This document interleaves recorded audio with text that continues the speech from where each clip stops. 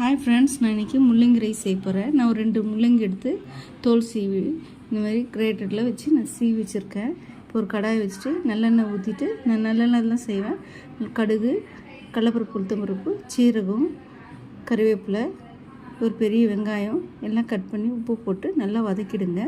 வதக்கிட்டு நம்ம சீவி வச்சுருக்கிற முள்ளங்கியை அதில் போட்டு நல்லா வதக்கிடுங்க.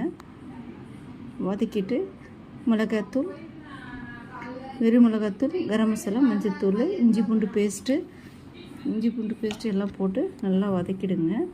வதக்கிட்டு நம்ம துருவின 1/4 கப் தேங்காவை போட்டு நல்லா வதக்கிட்டு ஒரு 5 நிமிஷம் போல் மூடி வச்சுருங்க. மூடிட்டு வெந்ததும் கொத்தமல்லி தழை தூவி நம்ம சாதம் வடித்து வச்சுருக்க சாதத்தை அதில் போட்டு மிக்ஸ் பண்ணிங்கன்னா நம்ம முள்ளங்கி ரைஸ் ரெடி ஆகிடும். நீங்கள் இது கூட உருளைக்கிழங்கு எதனா சிப்ஸ் மாதிரி வச்சு சாப்பிட்டிங்கன்னா ரொம்ப அருமையாக இருக்கும். குழந்தைங்களுக்கும் இது அதில் செஞ்ச மாதிரி தெரியாது, ரொம்ப டேஸ்ட்டாக இருக்கும். செஞ்சு பாருங்கள். இப்படி இருக்குன்னு கமெண்ட் பாக்ஸில் கமெண்ட்